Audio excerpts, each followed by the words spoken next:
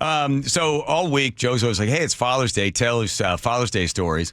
I was like, so I called my brother again. He goes, did you tell the one about St. Croix? I said, yeah, I told that one.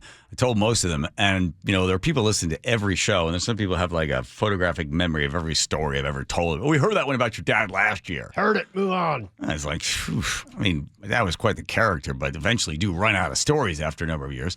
So I thought I'd write something because I don't normally write them. So I thought I would write one for you and share this one with you. It's about my bicycle and my dad. Okay. All right? I'm in. Okay, here we go. So it's written, so I'll probably screw it up. Let's see. Hang on. My bike.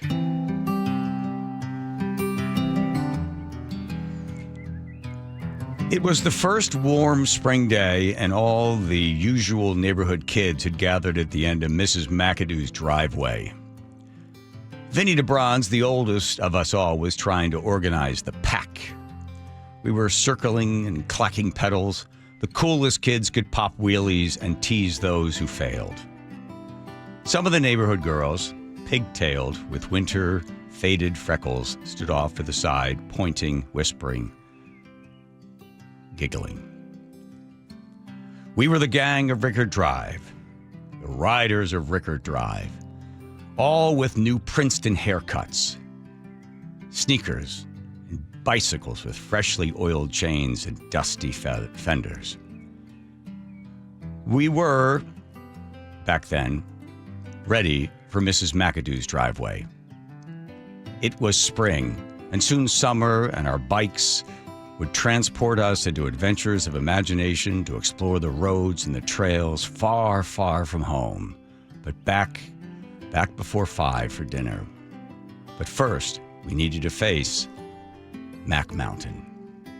Mac Mountain was the steepest driveway on Rickard Drive. It was smooth and black, set far back enough from the back door that it gave us plenty of room to get up ahead of speed and no pedaling was needed. All we needed was for one of us to knock at the front door and ask if we could use the driveway. Hurling our bodies and bikes down the driveway took small courage when compared to the terrifying act of having to knock on the McAdoo's door just to ask for permission. And this Herculean endeavor was left to Duffy Althouse, a red-cheeked, slightly overweight boy, a Boy Scout of impeccable character. Duffy's doorstep speech was always respectful and courteous, with more than enough pleases and thank yous to melt even the hardest heart. But Duffy knew the knock that none of us knew. You see, too firm, and Mr. Mack would hear it, he would come to the door and possibly say no to the unscheduled use of his driveway. The knuckles on the white solid door had to be soft enough to alert only Mrs. McAdoo to our requests, because Mrs. Mack always said yes. I watched from the mailbox at the bottom of the hill. See, this would be the first time that I would attempt Mac Mountain, and my mouth was dry and my heart pounded in anticipation, because only a few weeks earlier, my dad, at my request, pried the training wheels off of my green, second-hand Stingray bike with the banana seat and the sissy bar, and it wasn't easy.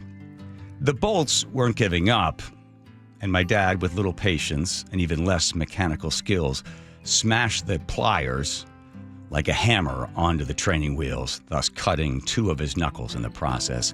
Sorry, Dad. I apologized quietly for the insubordination of the training wheels.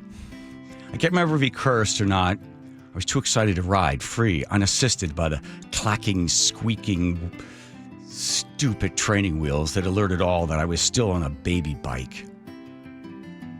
Okay. Let's see how you go, my dad said, dropping the tools back into the canvas bag where they lived. I swung my leg over the seat and I steadied myself on my tiptoes. He moved in close. I felt his breath, and I could smell the sweat from his training wheel wrestling match. And then, with his right hand still bleeding, he touched the back of the seat. You ready? Yeah.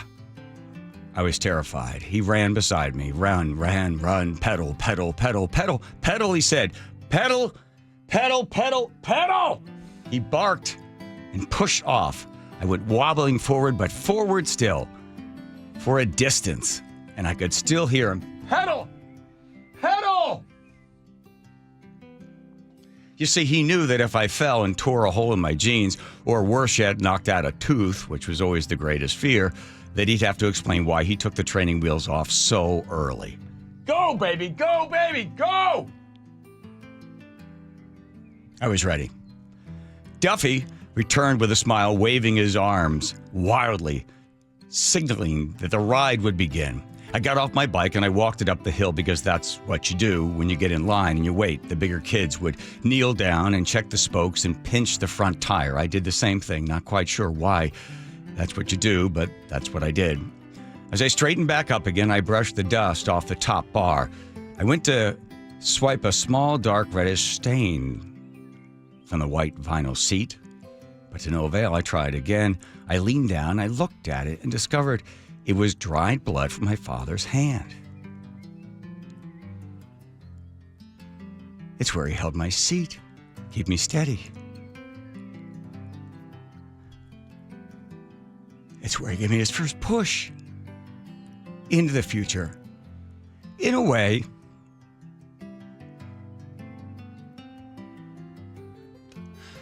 shoot!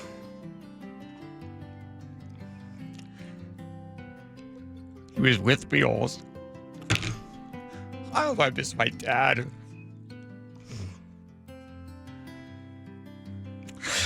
I'm going to finish this. In a way, he was with me all summer long. With me there on every ride, on every foolish jump from a ramp hastily made of plywood and bricks, through streams and puddles after sudden summer storms. The man that had enough faith in me to pedal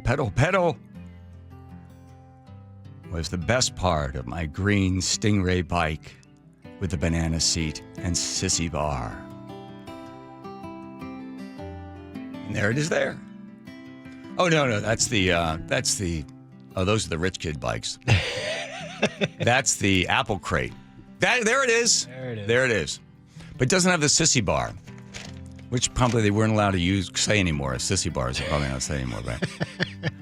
Yeah. Oh, there it is. There's your Schwinn Stingray. That's the green one. Yeah, there you go. See that? See the shifter on there?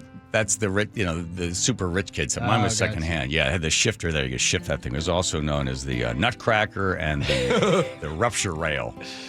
That was when you were a kid. You go, oh man, he got ruptured. And I didn't remember what that was, but it was like then you experience it when you go over one of those jumps. Did you ever go those jumps? Absolutely. Yeah, they're the greatest. It was always like the first kid go down, nothing happened to him. But by like the fifth kid, the plywood had already started to crack. Buckles. And you're like, I was going to get over this thing, get over the other side. Then some other kid goes over and just, topples over the front thing. Or somebody wants to go much faster. And then the other thing you do is you put the one ramp down, then you put the space in between, and then you put another ramp with a couple cinder blocks or bricks, which then you go headlong right into, right? Absolutely. Yeah, good stuff. All right. Almost made it through. Well said, well read. Thank you. Well, kind of. Cut out that one part. Your dad sounds like a great guy, man. Good guy. Horrible mechanic.